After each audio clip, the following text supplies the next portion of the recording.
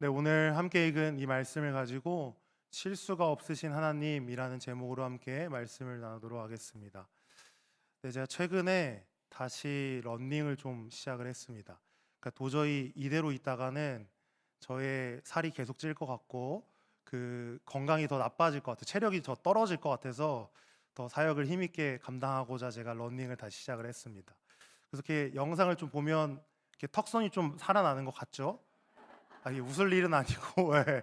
그 그래서 제가 이렇게 러닝을 하는데 하루는 그 하늘이 되게 고요한 거예요.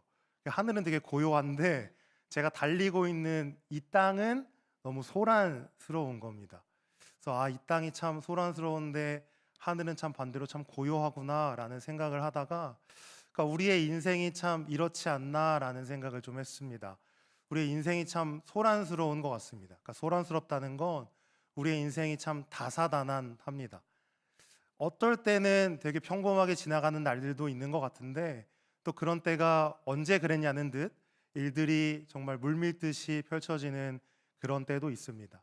그러니까 우리의 삶이 그랬던 것처럼 성경 인물들 가운데도 그렇게 다사다난한 그 인생을 살아간 인물들이 꽤 있는 것 같습니다. 근데 그 중에서도 저는 좀 욥이라고 하는 이 인물이 생각이 났습니다. 우리 성도님들도 아시겠지만 욥의 그 욥기를 읽어보면 욥이 당한 그 일들이 참 다사다난하고 어떻게 그러니까 사람의 생각으로 이런 일을 어떻게 경험할 수 있을까 싶은 일들을 경험을 했습니다. 그러니까 욥의 인생을 바라보면서 다사다난하다고 말하는 것이 결코 과언이 아닐 정도로 그런 일들을 겪었던 것이 욥입니다. 오늘 말씀의 주인공이기도 한데요. 오늘 이 욥의 이야기들을 좀 나눠 보려고 합니다. 그래서 그 이해할 수 없는 그 고난들, 왜 이런 일을 겪었을까 하는 그 욥의 이야기를 통해서 먼저는 우리의 삶을, 우리의 신앙을 좀 돌아보는 이 시간이 되었으면 좋겠습니다. 그래서 그뿐만이 아니라 그 욥의 이야기를 돌아보는 가운데 우리 성도님들이 꼭 기억했으면 하는 것, 그 욥을 인도하신 하나님이 여전히 우리도 인도하고 계시고 그 하나님은 실수가 없으신 분이시라는 것을 꼭 기억하시고 깨닫고 알아서 돌아가는 오늘 이 밤이 되었으면 좋겠습니다. 그래서 우리의 삶 가운데 뭐 지금까지도 그랬고 주님 앞에서는 그날까지 계속해서 이해할 수 없는 일과 그 다사다난하다고 하는 우리의 인생이 펼쳐질 텐데 그 가운데에 우리가 믿음으로 주님 바라보며 나아가는 우리 신일교회 모든 성도님들 되셨으면 좋겠습니다. 그래서 오늘 욥의 그 이야기를 좀 나눠보려고 합니다. 먼저는 욥이 좀 어떤 사람이었는지를 우리가 좀 알아야 됩니다. 욥기 1장 1절에 보니까 대단하게 설명을 합니다. 이렇게 말씀합니다. 우스 땅에 욥이라 불리는 사람이 있었는데 그 사람은 온전하고 정직하여 하나님을 경외하며 악에서 떠난 자더라라고 설명을 해놨습니다. 먼저는 그러니까 우스라고 하는 땅의 이름을 말하고요. 거기에 욥이라고 하는 사람이 살았습니다. 근데 이 사람이 그러니까 이 사람에 대한 설명이 대단하다고 제가 이야기하는 게 뭐냐면 이 사람은 일단 온전하고 정직한 사람입니다. 한마디로 흠이 없고 거짓이 없는 사람입니다. 그러니까 이 얘기만 딱 들었을 때 우리는 어떤 생각을 제일 먼저 할 것 같냐면 이 사람의 삶이 일단 도덕적으로 보기에도 참 괜찮은 사람이구나. 그러니까 좋은 삶을 살았구나라는 것을 생각하게 합니다. 근데 그뿐만이 아니라 그 뒤에 붙은 내용이 이 사람은 하나님을 경외하며 또한 뭡니까? 악에서 떠난 자. 한마디로 악을 미워하는 자였습니다. 그냥 단순히 이 욥이라고 하는 사람이 그냥 삶이 뭐 바른 생활 사나이 뭐 이런 걸로 끝나는 게 아니라 정말 중요한 무엇을 갖고 있는 사람? 신앙을 갖고 있는 사람입니다. 하나님을 경외하며 악에서 떠난 악을 미워하는 사람이 바로 오늘 주인공인 욥이었습니다. 그러니까 대단한 사람이죠. 누군가가 우리를 향해서 정직하다고만 말해도 참 좋을 것 같은데 정직한 것뿐만 아니라 흠이 없고 하나님을 경외하며 악에서 멀리 떠나 있는 자라고 하는 것은 어떤 한 사람에게 대해서 칭찬을 할 때 설명을 할 때 저는 굉장히 대단한 설명이지 않을까 싶습니다. 근데 이뿐만이 아닙니다. 이 욥에게는 10명의 자녀가 있었습니다. 아들이 7명, 딸이 3명. 저는 아직 아내도 1명을 얻지 못했는데 여기는 벌써 자녀만 몇 명? 10명입니다. 근데 그 자녀 10명만 있는 것이 아니라 이 가진 그 재물이 또 어마어마합니다. 3절에 보니까 재물에 대해서 이렇게 좀 설명합니다. 그의 소유물이 일단 양이 7천 마리입니다. 근데 낙타가 3천 마리예요. 합치면 몇 마리입니까? 10,000마리입니다. 근데 소가 500결이고 암나귀가 500마리며 거기에 뿐만 아니라 종도 많았습니다. 그래서 이 사람에 대해서 뭐라고 좀 얘기를 하냐면 동방 사람 중에 가장 훌륭한 자, 큰 부자라고 설명을 합니다. 근데 여기서 아마 우리 집사님들, 권사님들은 아실 것 같은데 우리 청년들은 모를 것 같아요. 여기 결이라는 표현이 있는데 제가 사진을 좀 가지고 왔습니다. 그러니까 소 2마리가 같이 모는 쟁기입니다. 그러니까 한마디로 그러면 500결이라고 하는 것은 소가 몇 마리입니까? 1,000마리입니다. 계산이 좋습니다. 1,000마리의 소가 있었다는 겁니다. 한마디로 지금 이 욥이 가진 재물이 뭐 지금 대충 그냥 우리가 그냥 뭐 얼마인지는 몰라도 어마어마한 겁니다.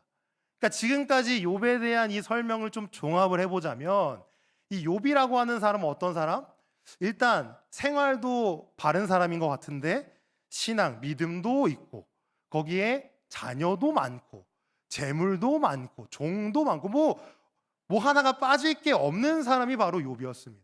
그러니까 뭐가 빠질 게 있을까? 근데 저는 욥에 대한 설명 중에 제일 좀 인상 깊었던 건 욥기 1장 4절과 5절입니다. 이게 왜 인상 깊었냐면 4절에 보니까 이렇게 말씀합니다. 그의 아들들이 자기 생일에 각각 자기의 집에서 잔치를 베풀고 그의 누이 3명도 청하여 함께 먹고 마시더라라고요. 그러면서 그들이 차례대로 잔치를 끝내면 욥이 그들을 불러다가 성결하게 하되 아침에 일어나서 그들의 명수대로 번제를 드렸으니 이는 욥이 말하기를 혹시 내 아들들이 죄를 범하여 마음으로 하나님을 욕되게 하였을까 함이라.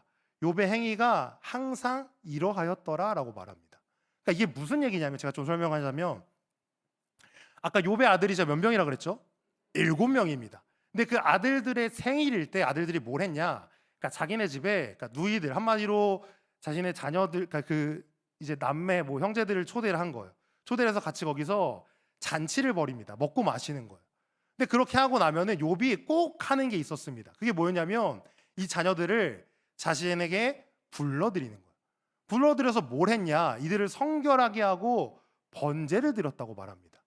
근데 그 번제를 드린 이유에 대해서 설명을 하는데 그 이유가 뭐였냐면 혹시나 나의 자녀들이 그렇게 파티, 잔치를 하다가 실수로라도 그 마음에 하나님을 욕했을까 봐. 그럴까 봐 이 욥이 그렇게 잔치를 벌이고 나면 자녀들을 불러다가 성결하게 깨끗하게 하고 그 다음에 번제를 드리는 이 일들을 했다라는 겁니다. 그럼 이 얘기는 뭡니까? 욥이 그 자녀들을 어떻게 키우려고 한 것입니까? 신앙 안에서 키우려고 한 것입니다. 그냥 단순히 나만 그냥 신앙 잘 가지고 살면 되지 정도가 아니라 나의 신앙이 누구에게까지? 나의 자녀들에게까지 가기를 원하는 그 욥의 모습이 전 담겨 있다고 생각합니다. 그럼 여기까지 종합을 하면 더더욱 욥에게서 빠질 게 없이 다 가득 차 있는 것 같아요. 재물도 많아, 뭐 가축도 많아, 자녀도 많아, 자기의 신앙을 지키려고도 굉장히 힘쓰고 거기에 나뿐만 아니라 나의 자녀들의 신앙까지도 그 신앙을 물려주려고 하는 그 욥의 모습을 볼 때 뭐 하나 빠질 게 없는 우리 교회에 이런 사람을 본다면 굉장히 우리가 칭찬하고 칭찬할 만한 그런 사람이 누구다? 욥이라는 겁니다. 근데 이 욥에게 뭐 빠질 게 없는 욥에게 어떤 일이 벌어집니까? 이해할 수 없는 일이 벌어지는 거예요. 근데 그 이해할 수 없는 일이 뭐냐면 갑자기 이런 날이 있었습니다. 욥의 첫째 아들의 집에 욥의 자녀들이 모여 있는 그날 욥에게 한 사환이 찾아옵니다. 그러니까 종이죠. 종이 찾아와서 이렇게 얘기하는 거예요. 와, 주인이 큰일 났습니다. 큰일 났습니다. 이렇게 말하면 돼요. 좀 더 급하게. 주인이 큰일 났습니다. 지금 제가 급하게 왔는데 소와 나귀가 모두 뭐 했습니까? 뺏겼습니다. 근데 누구한테 뺏겼냐면 이렇게 말합니다. 소가 밭을 갈고 있고 나귀가 풀을 먹는데 갑자기 스바 사람들이 와서 이 가축들을 빼앗았고 종들을 죽였습니다. 근데 제가 홀로 살아남아 주인에게 와서 이 말씀을 전합니다. 근데 이 말씀을 전할 때 또 다른 종이 옵니다. 또 다른 종이 와서 뭐라고 말하냐면 주인님 주인님, 하나님의 불이 하늘에서 떨어져서 양을 또 종들을 다 살라버렸습니다. 근데 또 이 얘기를 하는데 또 다른 종이 옵니다. 주인님, 주인님, 큰일 났습니다. 갈대아 사람들이 새 무리로 쳐들어와서 낙타를 빼앗고 칼로 종들을 뭐합니까? 죽였습니다. 근데 저만 홀로 살아남아서 제가 이렇게 얘기하러 왔습니다. 근데 여기서 끝난 줄 알았는데 또 그 말하는 가운데 또 종이 와서 말합니다. 주인님, 큰일 났습니다. 주인님의 자녀들이 다 죽었습니다. 라는 소식을 이 욥이 듣게 됩니다.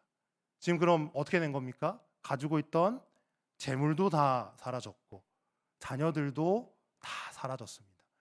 여기서 끝난 줄 알았는데 여기서 끝나지가 않았습니다. 그 다음에는 이제 욥 자신에게 문제가 생깁니다. 어떤 문제가 생깁니까? 바로 발바닥부터 정수리까지 온몸에 종기가 난 거예요. 그러니까 온몸에 종기가 나니까 얼마나 고통스럽고 간지럽고 힘들겠습니까? 그러니까 잿더미 위에 앉아서 그냥 질그릇 조각으로 몸을 긁고 있는데 아내가 뭐합니까? 와서 이 욥에게 못할 말을 하고 갑니다. 근데 제가 이렇게 설교를 준비하다 보니까 이 뉘앙스가 실제적으로 좀 살아나려면 쉬운 성경이 제일 좋을 것 같더라고요. 그래서 제가 쉬운 성경으로 우리 욥기 2장 9절을 좀 준비했습니다. 우리 같이 한번 한 목소리로 읽도록 하겠습니다. 시작. 그때 욥의 아내가 그에게 말했습니다. 그래도 당신은 신앙을 지킬 것입니까? 차라리 하나님을 저주하고 죽어버려요. 그때 욥의 아내가 말한 겁니다. 그래도 당신은 신앙을 지킬 것입니까? 그러니까 이 얘기죠. 아니 상황이 이 지경까지 됐는데 당신 그냥 이대로 그냥 가만히 있을 거예요? 차라리 하나님을 저주하고 죽어버리는 게 낫지 않습니까? 라고 욥의 아내가 정말 못할 말이죠. 근데 저는 설교를 준비하는데 얼마나 이 상황이 참 마음 아프고 힘들면 이 아내도 이렇게 이야기를 했을까라고 하는 굉장히 공감적인 마음과 그래도 이렇게 얘기하면 안 되지라고 하는 단호한 마음이 들었습니다. 그러니까 어찌됐든 이 지금 욥이 겪은 이 상황이 우리 성도님들은 이해가 되십니까? 하루아침에 자녀들을 잃고 재산을 잃고 자신의 몸마저 이렇게 망가진 이 상황에 아내가 자신을 저주하는 그 상황을 맞이했을 때 이 욥의 마음이 어땠을까? 욥은 아마 이 상황을 도저히 이해하려고 해도 이해할 수 없었을 겁니다. 근데 욥에게는 보이지 않지만 그 배후에 있었던 일이 있었습니다. 그 일은 성경에서 참 보기 드문 일이죠. 하나님과 사탄의 대화입니다. 하나님이 사탄에게 말합니다. 너 혹시 욥이라는 사람 알아? 이 욥이 참 흠이 없고 정직하며 하나님을 경외하고 악에서 떠난 사람이 있어 라고 사탄에게 얘기하니까 사탄이 그렇게 얘기해요. 하나님, 욥이 뭐 그냥 까닭 없이 그렇게 하겠습니까? 다 이유가 있어서 그렇게 하는 거예요. 하나님이 그 재물 걷어가면 분명히 하나님을 저주하고 욕할 겁니다. 그래? 그럼 너가 욥은 건들지 말고 그 재물들만 가진 것들만 너가 손 대봐. 그래서 그 말대로 정말 사탄이 가진 것을 손댔습니다. 근데 욥이 그럼에도 불구하고 하나님을 저주하지 않았어요. 입으로 하나님을 원망하지 않았습니다. 근데 그랬더니 사탄이 또 가서 하나님 분명히 욥의 몸을 치면 하나님을 저주하고 원망할 겁니다. 그래서 사탄이 가서 욥의 몸을 쳤습니다. 그럼에도 불구하고 욥은 하나님을 원망하지 않았습니다. 이것을 욥은 모르죠. 이 배후에 있었던 일. 배후에 누가 있었습니까? 사탄이 있었고 더 깊은 배후에는 그 사탄에게 이것들을 허락한 하나님이 있었습니다. 한마디로 욥이 보기에는 이 일이 어때요? 이해할 수 없는 일이에요. 왜 나는 분명히 하나님을 경외하며 악에서 멀리 떠난 그 삶을 살려고 부단히 힘써하는데 그것을 나뿐만 아니라 나의 자녀들에게까지 내가 가르치고 전수하기 위해 힘썼는데 왜 나에게 이러한 일이 생길까 하는 것이 욥의 마음이었을 겁니다. 근데 그 배후에 하나님이 있다라는 것, 하나님이 이것을 허락했다라는 것은 이 모든 일이 바로 하나님의 손에 있다라는 겁니다. 성도님들, 하나님의 손에 있다라는 건요, 그냥 단순히 하나님이 이 일을 알고 계신다, 하나님이 이 일을 보고 계신다 정도가 아니라 이 모든 일이 하나님의 계획 안에 있다라는 겁니다. 하나님의 인도하심 가운데 있다라고 하는 것입니다. 우리의 삶도 마찬가지입니다. 욥처럼 이렇게 이해할 수 없는 일들을 만날 때 우리는 그때 꼭 기억해야 됩니다. 이것이 하나님의 손에 있습니다.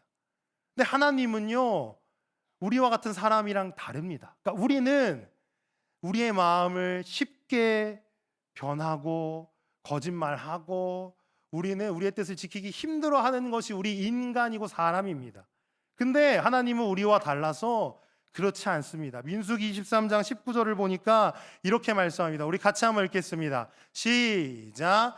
하나님은 사람이 아니시니 거짓말을 하지 아니시고 인생이 아니시니 후회가 없으시도다. 어찌 그 말씀하신 바를 행하지 않으시며 하신 말씀을 실행하지 않으시랴. 아멘.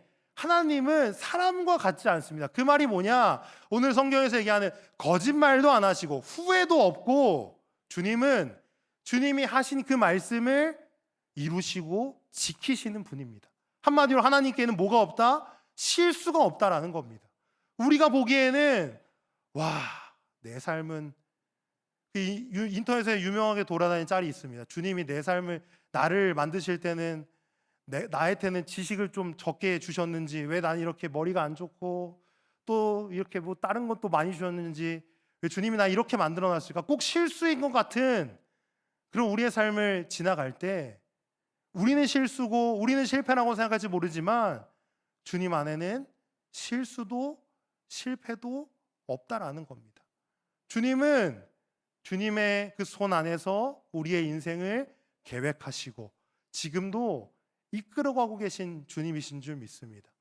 모든 것의 배후에 모든 것이 주님 손에 있다라는 것이 바로 그런 의미입니다. 우리 성도님들 꼭 기억하시기 바랍니다. 우리의 삶에 왜 나에게 이런 일이 와 같은 일이 펼쳐질 때 이 모든 것이 주님 손에 있구나.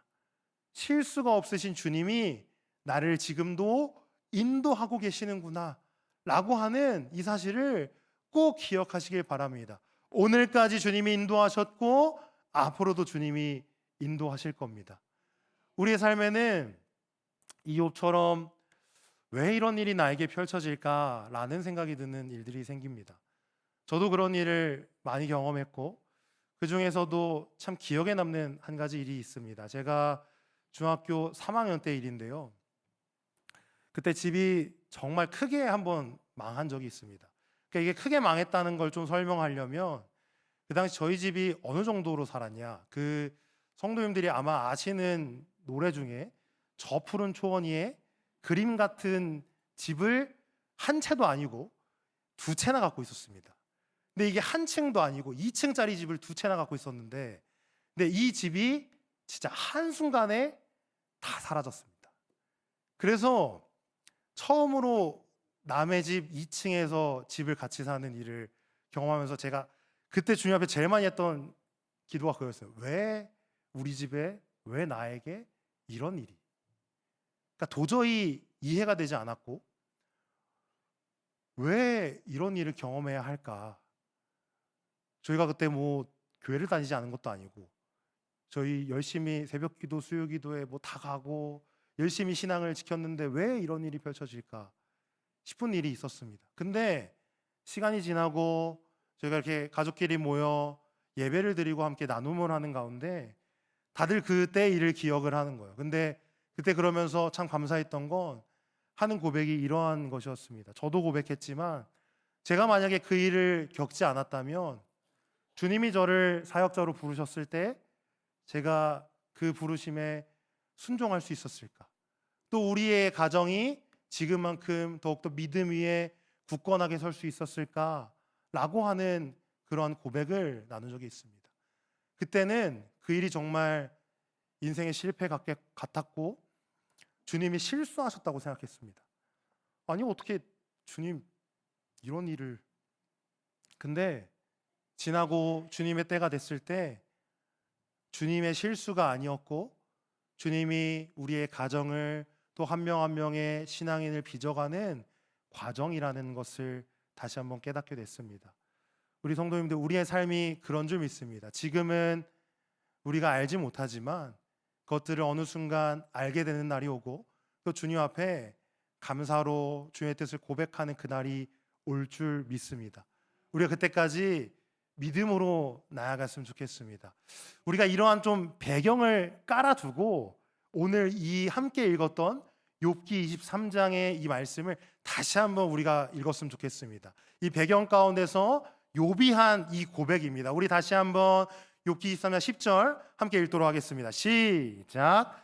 그러나 내가 가는 길을 그가 아시나니 그가 나를 단련하신 후에는 내가 순금같이 되어 나오리라. 아멘.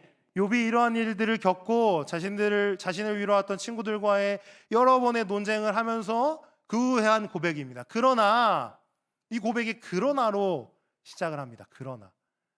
그러니까 앞에 있는 내용과 뭔가 반대되는 얘기를 하는 거예요. 그 바로 앞에 무슨 얘기가 있었냐면 욥이 이런 얘기를 합니다. 내가 앞으로 가도 내가 뒤로 가도 또 오른쪽 가든 왼쪽으로 가든 주님이 계신 걸 모르겠다. 한마디로 주님의 뜻을 모르겠다. 주님을 못 만나겠다 라는 이야기를 합니다. 그러니까 무슨 말입니까? 욥이 하나님의 뜻을 모르겠다는 거예요. 대체 왜 나를 이렇게 인도하시는지 주의 뜻을 내가 도통 모르겠다. 근데 그 가운데 그러나로 시작하는 거예요. 그러나 나는 모르겠지만 나는 내가 지금 왜 이러한 일을 겪으며 내가 왜 이러한 상황 가운데 있는지 나는 모르겠지만 누가 아십니까? 주님이 아십니다. 그러나 내가 가는 길을 오직 누가 아십니까? 그가 아시나니 라고 고백하는 거예요. 주님, 저는 모르겠습니다. 하지만 나는 모르지만 주님이 아시니 주님이 결국 저를 뭘로? 정금같이 만들어내실 것을. 근데 언제요? 주님의 그 믿음의 시험, 믿음의 테스트를 거치고 난 후에 주님께서 나를 정금같이 만들어낼 것을 내가 압니다 라고 오늘 욥이 고백하는 거예요. 우리의 고백이 되었으면 좋겠습니다. 지금은 우리의 삶이 왜 이렇게 인도함을 받는지 우리가 지금은 알지 못하지만, 나는 알지 못하지만 우리의 삶을 설계하시고 우리의 삶을 인도하시는 주님은 그 모든 것들을 아시는 줄 믿습니다. 그럼 우리에게 필요한 것이 무엇입니까? 우리는 우리에게 주어진 그 이해할 수 없는 일, 어려운 일, 힘든 일, 그것들에 우리가 함몰되어서 그냥 주저앉아 있는 것이 아니라 우리가 해야 될 것, 주님이 내 길을 아십니다 하고 우리는 일어나서 믿음으로 걸어가야 될 줄 믿습니다. 믿음으로 우리의 삶을 걸어간다는 것, 저는 다른 것이 아니라고 생각합니다. 소란스러운 이 땅의 것에 우리의 마음과 우리의 뜻과 우리의 생각을 두는 것이 아니라 우리의 소망, 우리의 저 천국, 저 하늘에 우리의 소망을 두고 살아가는 것인 줄 믿습니다. 우리가 어떠한 자입니까? 우리는 나그네들입니다. 나그네들. 나그네라는 것은 우리는 결코 이 땅에 영원히 머무르지 않습니다. 우리는 돌아갈 곳이, 갈 곳이 있는 자들입니다. 우리가 꼭 이것을 기억했으면 좋겠습니다. 우리가 이 땅에 영원히 살 것처럼 이 땅의 것에 목매서 그냥 그렇게 살아가는 것이 아니라 우리가 나중에 갈 그 저 천국을 소망하며 하늘에 우리의 마음과 뜻을 두고 믿음으로 살아갈 수 있는, 힘들수록 어려울수록 더욱 그 하나님 바라보며 믿음으로 굳건하게 정진할 수 있는 그런 우리 신의 모든 성도님들 되셨으면 좋겠습니다. 욥이 오늘 그렇게 고백했고 욥도 그러한 인물이었지만 우리 한국교회사 역사를 보면 또 그렇게 살았던 한 인물, 또 목사님이 있습니다. 바로 손양원 목사님입니다. 이 목사님은 1948년 10월에 여순 사건 당시에 두 아들을 잃었습니다. 근데 그 두 아들을 잃은 그 일에 가담한 바로 이제 안재선이라고 하는 사람이 이제 체포돼서 사형을 받으려고 이제 대기하고 있는 그 가운데 있었습니다. 근데 그때 손양원 목사님이 그 탄원서를 써주고 그 탄원서로 인해서 사형을 받지 않게 됐습니다. 근데 거기서 끝나는 것이 아니라 이 목사님이 그 사람을 데려와서 자신의 양 아들로 삼았습니다. 부모의 마음을 생각하면 두 아들을 잃었습니다. 그 일에 가담한 자였고, 이런 자를 봤을 때 그 감정이 얼마나 힘들었을까요? 근데 이 목사님은 그것이 아니라 그 가운데 믿음으로 나아간 줄 믿습니다. 그래서 그 사람을 양아들로 삼았던 그 믿음의 모습, 우리도 이러한 모습이 있어야 될 줄 믿습니다. 우리의 삶이 힘들고 어렵다고 그냥 우리가 그냥 됐어 여기까지만 하자가 아니라 주님께서 원하시는 그 자리까지, 주님께서 원하시는 그곳까지 우리가 믿음으로 나아갈 수 있는 그런 우리 모두가 되었으면 좋겠습니다. 우리가 힘들수록 더욱 붙잡아야 될 것은 오직 하나님 한 분뿐이 없는 줄 믿습니다. 그렇게 하나님 한 분 바라보며 믿음으로 매일매일을 굳건하게 살아갈 수 있는 우리 성도님들 되셨으면 좋겠습니다. 오늘 이 나눴던 말씀을 가지고 제가 두 가지를 좀 적용하며 오늘 말씀을 좀 정리하며 마무리하려고 합니다. 바로 첫 번째입니다. 우리 같이 한번 읽겠습니다. 시작. 기도합시다. 첫 번째는 기도입니다. 너무 뻔하다고 생각하셔도 뭐 어쩔 수 없습니다. 네, 우리의 신앙에, 우리의 믿음의 삶에 결코 빼놓을 수 없는 것이 바로 기도입니다. 우리의 그 마음을 주님 앞에 토로하는 것뿐만 아니라 이 기도는 영혼의 호흡입니다.